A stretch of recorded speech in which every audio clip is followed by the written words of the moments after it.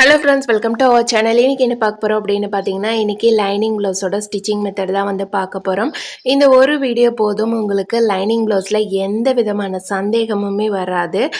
Step by ஸ்டெப்பாக வந்து நான் உங்களுக்கு அப்படியே எக்ஸ்பிளைன் பண்ணிவிட்டு நான் வந்து ஸ்டிச் பண்ணுறேன். நீங்கள் நம்ம சேனலை வந்து ஃபஸ்ட் டைம் பார்க்குறீங்க அப்படின்னா மறக்காமல் வந்து சப்ஸ்கிரைப் பண்ணி சப்போர்ட் பண்ணுங்கள். எனக்கு ஒரு மோட்டிவேஷனாக இருக்கும். ஸ்டிச்சிங் பிடிக்கும் அப்படின்னா ஒரு லைக் போட்டு பாருங்கள். இப்போ வாங்க வீடியோக்குள்ளார போகலாம். உங்களுக்கு லைனிங் ப்ளவுஸ் ஸ்டிச் பண்ணுறப்ப மிஸ்டேக்ஸ்லாம் நிறையவே வரும். ப்ளவுஸ் ஸ்டிச் பண்ணுறப்பவே நமக்கு வந்து மிஸ்டேக்ஸ் நிறையவே வரும். அந்த மிஸ்டேக்ஸ் எல்லாமே ஏன் வருது, எதனால் வருது, அதை வராமல் நம்ம எப்படி சரி பண்ணுறது அப்படிங்கிறது தான் வந்து பார்க்க போகிறோம். இப்போ ஃபர்ஸ்ட் பார்த்தீங்க அப்படின்னா, நான் கிராஸ் பீஸ் வந்து எல்லாமே ஜாயின் பண்ணி எடுத்துக்கிட்டேன்.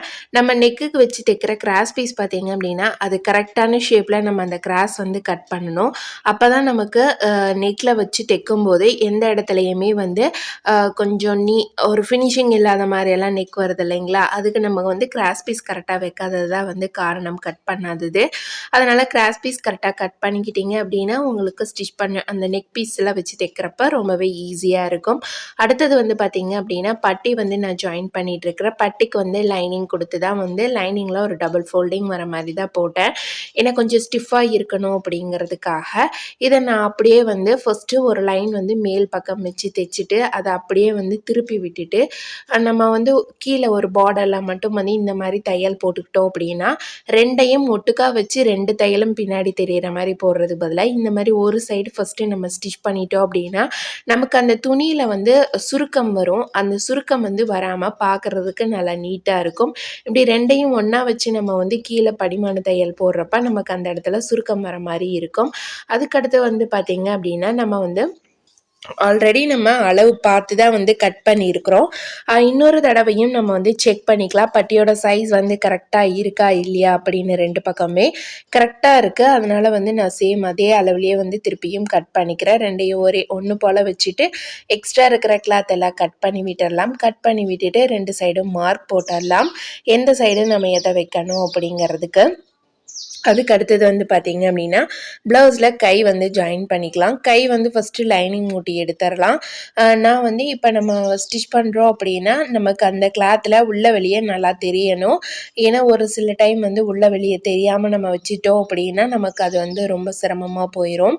நீங்கள் அதனால் வந்து உள்ள வெளியே பார்த்துக்கோங்க. நீங்கள் ஸ்டிச் பண்ணுறப்ப ரெண்டு சைடுமே ஒரே மாதிரி இருக்கிறதுக்கான வாய்ப்பும் இருக்குது. அதை நான் இப்போ லைனிங்கில் பார்த்திங்க அப்படின்னா எந்த சைடு எது வைக்கணும் அப்படிங்கிறத மார்க் பண்ணிட்டு தான் வந்து ஸ்டிச் பண்ண ஆரம்பிக்கிறேன். இப்போ ரெண்டு கையுமே ஜாயின் பண்ணியாச்சு. கை வந்து நான் மடித்து தைக்கிறதுக்காக தான் ஒரு 1/4 இன்ச் அளவுக்கு தான் வந்து விட்டுருந்தேன். அதனால் அந்த 1/4 இன்ச் அளவில் பிடிச்சிட்டு அதுக்கப்புறம் அப்படியே கண்டினியூவாக நான் வந்து ஸ்டிச் பண்ணிக்கிறேன். இதை அப்படியே ஃபோல்டு பண்ணி நம்ம வந்து ஃபஸ்ட்டு ஊசியோட தையல் போட்டுடலாம். இந்த மாதிரி நம்ம தைக்கும்போது கொஞ்சம் சுருக்கம் வரும் கிளாத்தில். ஆனால் அந்த சுருக்கம் வராத மாதிரி நம்ம வந்து பார்த்து ஸ்டிச் பண்ணிக்கணும். இதுக்கு அடுத்து இன்னொரு தையல் வந்து குதிரோட தையல் வந்து போட்டுக்கலாம். ஏன்னா அப்போ தான் நமக்கு அது ஒரு படிமானமாக இருக்கும். உங்களுக்கு இது சரியாக வரல அப்படின்னா நீங்கள் வந்து கொஞ்சம் கையில் கீறி விட்டுட்டோ இல்லை நீவி விட்டுட்டோ அதுக்கப்புறமே ஸ்டிச் பண்ணிங்க அப்படின்னா உங்களுக்கு அந்த இடத்துல வந்து ஒரு நீட்டான ஒரு ஃபினிஷிங், எந்த விதமான சுருக்கமும் இல்லாமல் நீட்டாக வந்து இருக்கும். இதுக்கப்புறம் அப்படியே வந்து டபுள் ஸ்டிச்சஸ் போட்டுட்டு சுற்றியும் அவுட்டர் வந்து தையல் போட்டுக்கலாம். நம்ம லைனிங் மூட்டும் போது நம்ம பண்ணுற தப்பே இதுதான். அது சரியாகவே நமக்கு மூட்டை வராது. ஒவ்வொரு இடத்துல வந்து துணி தூக்கின மாதிரி ஆகிடும். அந்த மாதிரி எல்லாம் நமக்கு வராமல் நம்ம வந்து நீட்டாக வந்து இதை வந்து மூட்டிக்கலாம்.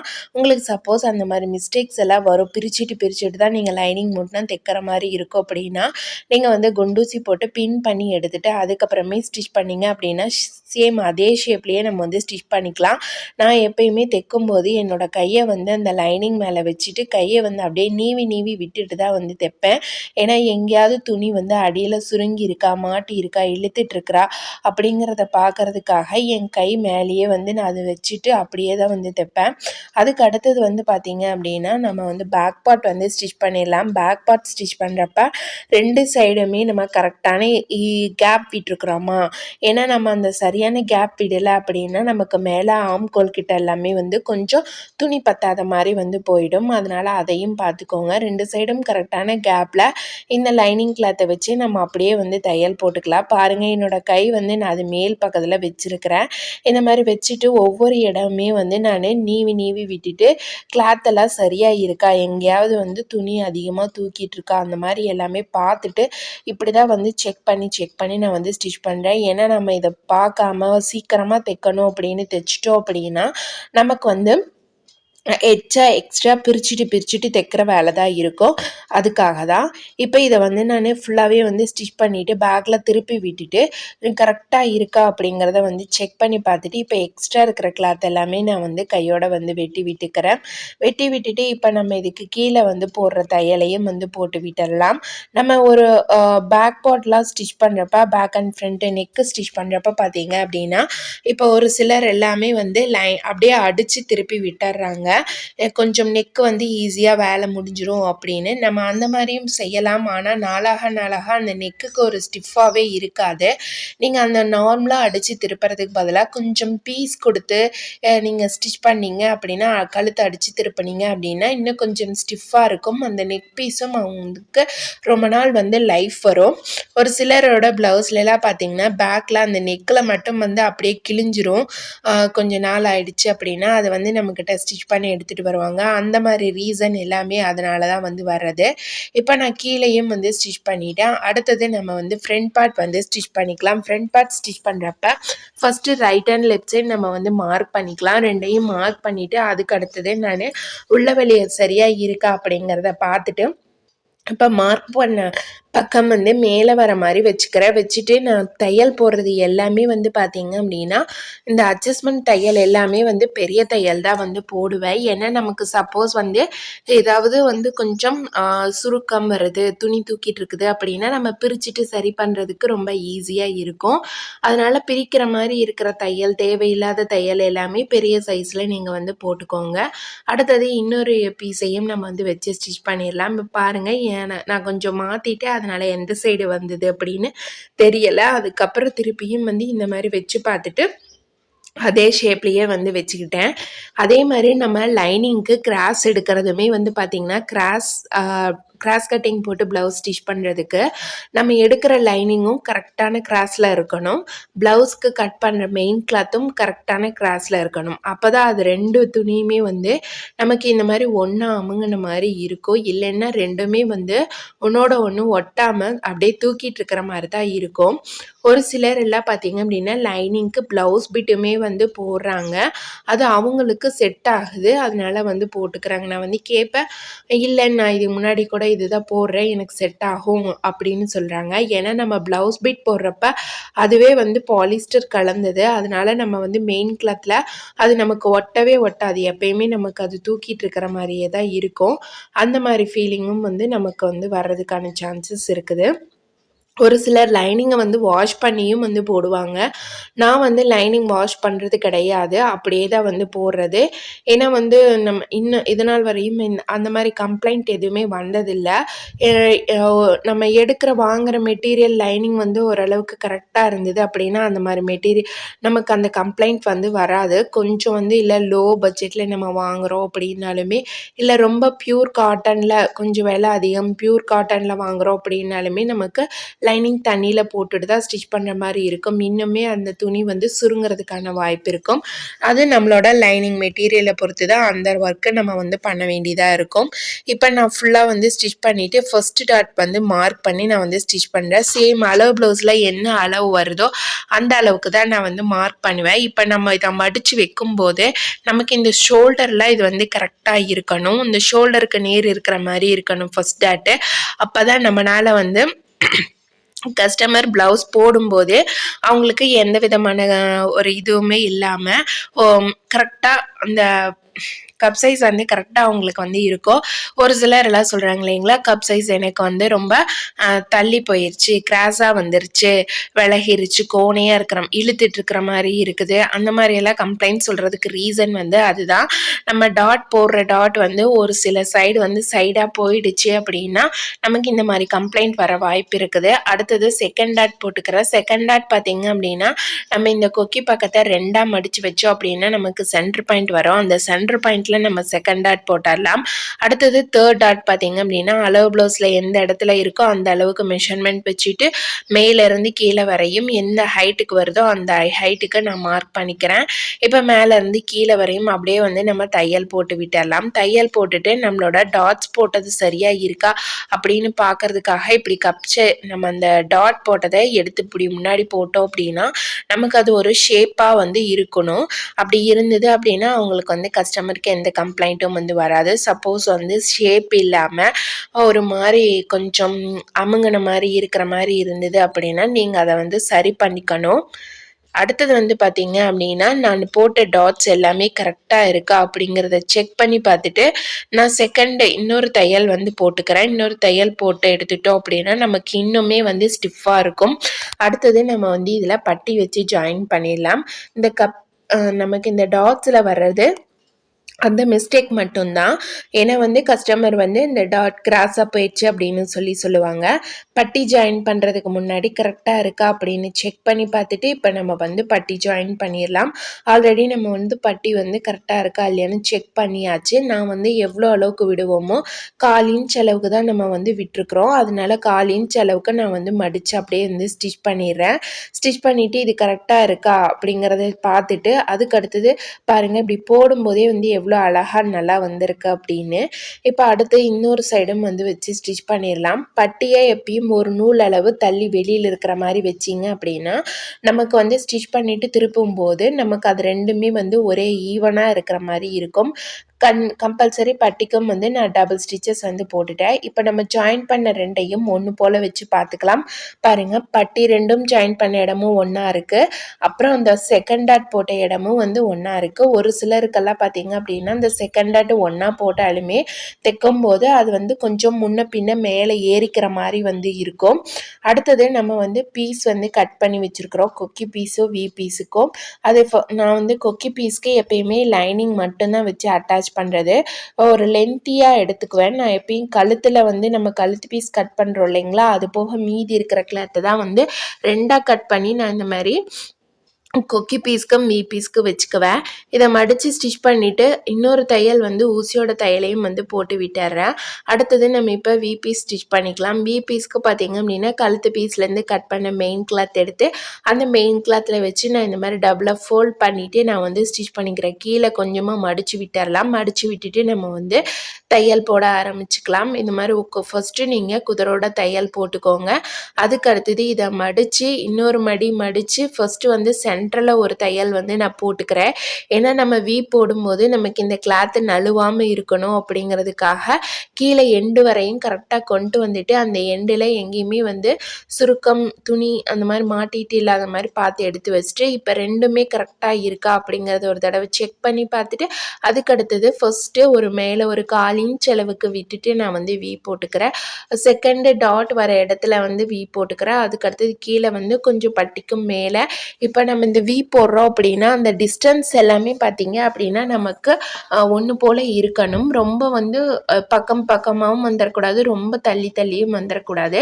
அதை பார்த்துக்கோங்க. இப்போ எக்ஸ்ட்ரா இருக்கிற கிளாத்தை மட்டும் நம்ம வந்து வெட்டி விட்டுடலாம்.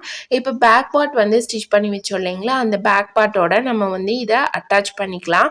இப்போ ஷோல்டர் அட்டாச் பண்ணதுக்கு அப்புறமே வந்து நம்ம என்ன செக் பண்ணோம் அப்படின்னு பார்த்தீங்கன்னா கழுத்து பீஸ் வந்து கரெக்டாக இருக்கா, அதாவது அந்த கொக்கி பக்கம்னா கொக்கி பக்கத்தை எடுத்துக்கோங்க. அளவு ப்ளவுஸில் கொக்கி பக்கத்தில் இருந்து மேலே ஷோல்டர் வரையும் கரெக்டாக இருக்கா, வி பக்கம்னா வி பக்கத்தில் இருந்து மேலே ஷோல்டர் வரையும் கரெக்டாக இருக்கா அப்படின்னு பார்த்துக்கோங்க. சப்போஸ் உங்களுக்கு இது லைனிங் ப்ளவுஸ் தான் நமக்கு வந்து இந்த கழுத்து எக்ஸ்டர்ன் ஆகிறதுக்கான வாய்ப்பு இல்லை, நேர் கட்டிங் போட்டாலும் கழுத்து எக்ஸ்டர்ன் ஆகிறதுக்கான வாய்ப்பு இல்லை. நார்மல் ப்ளவுஸ் தைக்கிறீங்க அப்படின்னா அதில் வந்து கிராஸ் கட்டிங் போட்டிருக்கிறீங்க அப்படின்னா நீங்கள் இருக்கிற ரெடி அளவுலேயே இருந்தாலுமே லைட்டாக வந்து நீங்கள் இன்னும் கொஞ்சம் டைட் பண்ணி ஸ்டிச் பண்ணி கொடுங்க. ஏன்னா வந்து அவங்க போட அது கொஞ்சம் லூஸ் கொடுக்கும். அப்போ நமக்கு கழுத்து லூஸ் ப்ராப்ளம் வந்து வரும். இப்போ நம்ம இந்த இடத்துலயே வந்து செக் பண்ணி பார்த்து கழுத்து பீஸ் வந்து கரெக்டாக இருக்கா, கழுத்து லூஸ் வருதா, இல்லை இன்னும் கொஞ்சம் நம்ம குடஞ்சி வெட்ட வேண்டியது மாதிரி இருக்கா அப்படிங்கிறத பார்த்துட்டு நம்ம அப்பயே வந்து அதுக்கு தகுந்த மாதிரி பண்ணிக்கலாம். உங்களுக்கு ஒருவேளை டைட்டாக இருக்குது அப்படின்னா இன்னும் கொஞ்சம் லைட்டாக குடஞ்சி வெட்டினீங்க அப்படின்னா நீங்கள் வந்து அந்த கழுத்து லூஸ் வந்து வந்துடும். இப்போ அதுக்கு அடுத்தது நம்ம கிராஸ் பீஸ் ரெடி பண்ணி வச்சுருந்தோம் இல்லைங்களா, அந்த கிராஸ் பீஸை வச்சு ஜாயின் பண்ணிடலாம். கிராஸ் பீஸ் ஜாயின் பண்ணும்போதும் அப்படி தான் ஒரு 1/4 இன்ச் அளவுக்கு தான் நான் வந்து விட்டுருக்கிறேன். அந்த 1/4 இன்ச் அளவுக்கு விட்டுட்டு அப்படியே நான் வந்து கண்டினியூவாக தையல் போட்டு எடுத்துக்கிறேன். ஒரு சிலர் எல்லாமே ஃப்ளீட்ஸ் பிடிப்பாங்க. ஃப்ளீட்ஸ் பிடிக்கலாம் தேவையில்லை. நம்ம இந்த மாதிரி தையல் போட்டு விட்டுட்டு சின்ன சின்னதாக கட் கொடுத்துடலாம் இந்த வளைவு வர இடத்துலலாம். அப்போ தான் நமக்கு இதை மடித்து வச்சு தைக்கும்போது ரொம்ப படிமானமாகவும் பேக் நெக்கில் நம்ம பீஸ் கொடுத்த மாதிரியே இருக்காது, ரொம்ப அது அமுங்கின மாதிரி இருக்கும். ஏன்னா ஒவ்வொரு இடத்துல பார்த்தீங்க அப்படின்னா நம்ம வந்து அந்த இந்த மாதிரி கட் பண்ணாமல் ஸ்டிச் பண்ணிட்டோம் அப்படின்னா ரொம்ப மொத்தமாக இருக்கிற மாதிரி இருக்கும் கிளாத்து. நம்ம இந்த மாதிரி கட் பண்ணி விட்டுட்டு நம்ம ஸ்டிச் பண்ணுறப்ப நமக்கு அது மடிக்கிறதுக்கும் ரொம்ப ஈஸியாக இருக்கும். அந்த கழுத்து மடித்து திருப்பும் போதும் வந்து ரொம்ப ரொம்ப ஈஸியாக இருக்கும். அதுக்கு அடுத்தது இதை மடிச்சுட்டு நான் அப்படியே வந்து ஒரு ஃபோல்டிங் வந்து பண்ணி ஊசியோட தையல் வந்து போட்டு விட்டுறேன். ஊசியோட தையல் போட்டதுக்கப்புறமேலு நம்ம வந்து திருப்பியும் இதோட இன்னொரு மடி மடித்து ஊசியோட தையல் ஒன்று, குதிரோட தையல் ஒன்று, டபுள் ஸ்டிச்சஸ் வந்து போட்டுடலாம். இதை திருப்பி விட்டு நம்ம பார்த்தாலுமே வந்து நம்ம எந்த அளவுக்கு அந்த இதை மடிச்சிருக்கிறோமோ, ஒரு 1/4 இன்ச் அளவுக்கு மடிச்சிருக்கோம் அப்படின்னா அந்த தையலுமே வந்து ஒரு 1/4 இன்ச் அளவில் தான் வந்து இருக்கும். கிராஸ் பீஸ் நீங்கள் சரியாக வெட்டாதது அதுக்கு காரணம் தான் வந்து இது. அப்புறம் இன்னொன்று பார்த்தீங்கன்னா உங்களுக்கு படிமானமாக வரல, திரும்பிட்டு இருக்குது, தூக்கிட்டு இருக்குது அப்படின்னு நினச்சிங்கன்னா நீங்கள் உள்ளார கட் பண்ணி விட்டுருக்க மாட்டீங்க. கட் பண்ணாமல் ஸ்டிச் பண்ணாலும் உங்களுக்கு இந்த மாதிரி கம்ப்ளைண்ட்டு தான் வந்து வரும். ஒவ்வொன்றுமே வந்து பார்த்தீங்க அப்படின்னா ப்ளவுஸில் நம்ம ஏதாவது மிஸ்டேக் பண்ணியிருப்போம், அதனால தான் அந்த மாதிரி வரும். நம்ம ஏன் வருது, எதனால் வருது அப்படின்னு கொஞ்சம் தெரிஞ்சுக்கிட்டோம் அப்படின்னா நமக்கு வந்து ஸ்டிச் பண்ணுறதுக்கு ரொம்பவே வந்து ஈஸியாக இருக்கும். எக்ஸ்ட்ராவாக தெரிகிற கிளாத் ஏதாவது இருந்தது அப்படின்னா நீங்கள் இந்த மாதிரி கட் பண்ணி விட்டுருங்க. அப்போ தான் நமக்கு உள்ளார கரெக்டாக ஃபோல்டிங் ஆயிரும். ஒரு ப்ளவுஸ் ஸ்டிச் பண்ணுறதுக்கு ஆகிற டைமிங் அப்படின்னு பார்த்தீங்கன்னா 30 நிமிஷம் டு 40, 45 நிமிஷம், 50 நிமிஷம். அது வந்து ப்ளவுஸோட சைஸு ப்ளஸ் அதோட மெட்டீரியலை பொறுத்து நமக்கு வந்து தைக்கிற நேரமும் வந்து அதிகரிக்கும். இந்த ப்ளவுஸ் நான் ஸ்டிச் பண்ணி முடிக்கிறதுக்கு எனக்கு வந்து 45 நிமிஷம் வந்து ஆச்சு. லைனிங் எல்லாமே வந்து கட் பண்ணி ஸ்டிச் பண்ணி அதோட வந்து ஓவர்லாக் போடுறது இது எல்லாத்தையுமே சேர்த்தி எனக்கு வந்து இதுக்கு மொத்தமாக வந்து 45 மினிட்ஸ் வந்து ஆச்சு இந்த ப்ளவுஸ்க்கு. நார்மலாக தைக்கிற ப்ளவுஸ்க்கு பார்த்தீங்க அப்படின்னா 22 நார்மல் ப்ளவுஸ்க்கு 20 மினிட்ஸ் டு 30 மினிட்ஸ்குள்ளார நம்ம வந்து ஸ்டிச் பண்ணி முடிச்சிடலாம். கண்டிப்பாக முடியும். ஆனால் இதுக்கு பார்த்தீங்க அப்படின்னா நான் தொடர்ந்து ஒவ்வொரு டைமுமே வந்து நான் என்னையே மோட்டிவேட் பண்ணிவிட்டு நம்மளால் முடியும், நம்மளால் ஸ்டிச் பண்ண முடியும், கரெக்டாக ஸ்டிச் பண்ணணும், ஸ்பீடாக ஸ்டிச் பண்ணணும், மிஷினை விட்டு எந்திரிக்கக்கூடாது, ஒரு ப்ளவுஸை எடுத்தால் தைச்சி முடிச்சுட்டு தான் வந்து எந்திரிக்கணும், தேவையில்லாத வேலை பார்க்கக்கூடாது, நெக்ஸ்ட் வந்து நம்ம ஸ்டிச் பண்ணுறப்ப நம்மளோட கவனம் முழுசுமே அதில் தான் இருக்கணும் அப்படிங்கிறது எல்லாமே நான் ஒவ்வொரு டைமும் ப்ளவுஸை எடுக்கும் போதும் நான் வந்து மைண்டில் வச்சுக்கிட்டே தான் இருப்பேன். இதுக்கு அடுத்து நம்ம வந்து கை ஜாயின் பண்ணிடலாம். கை ஜாயின் பண்ணுறதுக்கு முன்னாடி வந்து பார்த்திங்க அப்படின்னா பேக் பார்ட்டு ஃப்ரண்ட் பார்ட் ரெண்டையும் வந்து ஷோல்டர் கரெக்டாக வச்சுட்டு பேக் தட்டு ஃப்ரண்ட் தட்டு ரெண்டுமே கரெக்டாக இருக்கா, இந்த ஆம்கோல் கிட்ட வர இடம் எங்கேயுமே துணி அதிகமாக இல்லாமல் இருக்கா அப்படிங்கிறத பார்த்துக்கோங்க. அதே மாதிரி கையும் வந்து ரெண்டாக மடிச்சுட்டு அந்த ஆம்கோல் நம்ம ஜாயின் பண்ணுற இடமும் வந்து எந்த இடத்துலையுமே வந்து சுருக்கம் அந்த துணி வந்து அதிகமாக இல்லையா அப்படிங்கிறத செக் பண்ணி பார்த்துட்டு அதுக்கப்புறமே ஜாயின் பண்ணுங்க. இதில் ஆம்கோலில் நமக்கு வந்து ப்ளஸ் போட்ட மாதிரி வர்றது நம்ம இப்பயே செக் பண்ணிக்கிட்டோம் அப்படின்னா நமக்கு வந்து ப்ளஸ் போட்ட மாதிரி வந்துடும். ஆம்கோலில் வர சுருக்கம் அப்படின்னு பார்த்தீங்கன்னா அந்த சுருக்கம் வராமல் இருக்கணும் அப்படின்னா நம்ம வந்து கட்டிங் போடும்போதே வந்து கரெக்டாக கட்டிங் போட்டோம் அப்படின்னா நமக்கு அந்த சுருக்கம் வந்து வராது. சப்போஸ் உங்களுக்கு இந்த மாதிரி வச்சு பார்க்கும்போது ஏதாவது அதிகமாக இருக்கிற மாதிரி இருந்தது அப்படின்னா பேக் பார்ட் அதிகமாக இருந்தது அப்படின்னா நம்ம அதை வந்து கொஞ்சம் பிரிச்சுட்டு கட் பண்ணி தான் வந்து ஸ்டிச் பண்ணணும். அதே வந்து ஃப்ரண்ட் பார்ட் அதிகமாக இருக்குது அப்படின்னா நீங்க 3 டாட் போட்டிருக்கிற இடத்துல 4வதா இந்த சைடில் ஒரு டாட் வந்து போடலாம். நம்ம வந்து பட்டியில் பிடிச்சோம் அப்படின்னா நமக்கு கப் சைஸ் வந்து கொஞ்சம் சின்னதாகிறதுக்கான வாய்ப்பு இருக்குது. அதனால பட்டியில் பிடிக்காதீங்க. நீங்கள் வந்து அந்த டாட்ஸ் மட்டுமே வந்து போட்டிங்கன்னாவே சரியாக இருக்கும். இல்லை உங்களுக்கு 2 கை வர ஜாயின் பண்ணுற இடமுமே வந்து கரெக்டாக இருக்கா, இல்லை கையில் ஏதாவது அதிகமாக வருதா அப்படிங்கிறதையும் வந்து பார்த்துக்கோங்க. ஃபஸ்ட்டு கை மார்க் பண்ணிவிட்டு அதுக்கு அடுத்தது ஆம்கோல் கிட்ட இருந்தே மேலே ஷோல்டர்லேருந்து ஆம்கோல் கிட்ட வரையும் வர அளவு, அதுக்கு அடுத்தது இந்த கொக்கியிலேருந்து இந்த சைடில் வரையும் ஆம்கோல் கிட்ட வரையும் வர அளவு சரியாக இருக்கா அப்படிங்கிறத செக் பண்ணி பார்த்துட்டு மார்க் பண்ணிவிட்டு கையோட அப்படியே நம்ம வந்து தையல் போட்டுக்கலாம். இந்த சைட் ஜாயின் பண்ணுறது பார்த்திங்கன்னா ஒரு சைடே நான் கீழே இருந்து மேலே பக்கம் பார்த்து வந்து ஜாயின் பண்ணுவேன், இன்னொரு சைடு மேலேருந்து கீழே கொண்டு வருவேன். இந்த மாதிரி தான் வந்து ப்ளவுஸில் நான் எப்பயுமே சைட் ஜாயின் பண்ணுறது. ஏன்னா நம்ம திருப்பிட்டு நம்ம சைட் ஜாயின் பண்ணோம் அப்படின்னா அது எனக்கு சரியாகவே வர்றதில்ல. முன்னாடி ஃப்ரண்ட் பார்த்து தான் வந்து நான் எப்பயுமே சைட் ஜாயின் பண்ணுறது. அதனால் ஒரு சைடு கீழேருந்து மேலேயும் இன்னொரு சைடு மேலேருந்து கீழேயும் வந்து கொண்டு வந்துடுவேன். அதே மாதிரியே இன்னொரு பக்கமும் வந்து நம்ம ப்ளவுஸில் இருக்கிற மாதிரியே மெஷர்மெண்ட் எடுத்துக்கலாம். ப்ளவுஸ் பார்த்தீங்க அப்படின்னா உங்களுக்கு அளவு ப்ளவுஸ் கரெக்டாக இருக்குது அப்படின்னா அளவு ப்ளவுஸ் கஸ்டமர்கிட்ட வாங்கிக்குவேன். சப்போஸ் இதில் ஏதாவது ஆல்ட்ரேஷன்னாலும் ஆல்ட்ரேஷன் ஒர்க் வந்து பண்ணிக்கலாம். இல்லை எனக்கு ப்ளவுஸே செட் ஆகாது அப்படின்னு சொல்கிறவங்களுக்கு மட்டும் அளவெடுத்து நம்ம வந்து ஸ்டிச் பண்ணிக்கலாம். ரொம்ப ரொம்ப ஈஸியான மெத்தட் தான் நம்ம அளவு ப்ளவுஸை வச்சு கட்டிங் போட்டு ஸ்டிச் பண்ணுறது. இது ஒரு பெரிய விஷயம் அப்படின்னு நினைக்கிறாங்க. நம்ம வந்து இஷ்டப்பட்டு கற்றுக்கிட்டோம் அப்படின்னா எந்த ஒரு விஷயமே வந்து பெருசாக நமக்கு வந்து தெரியாது.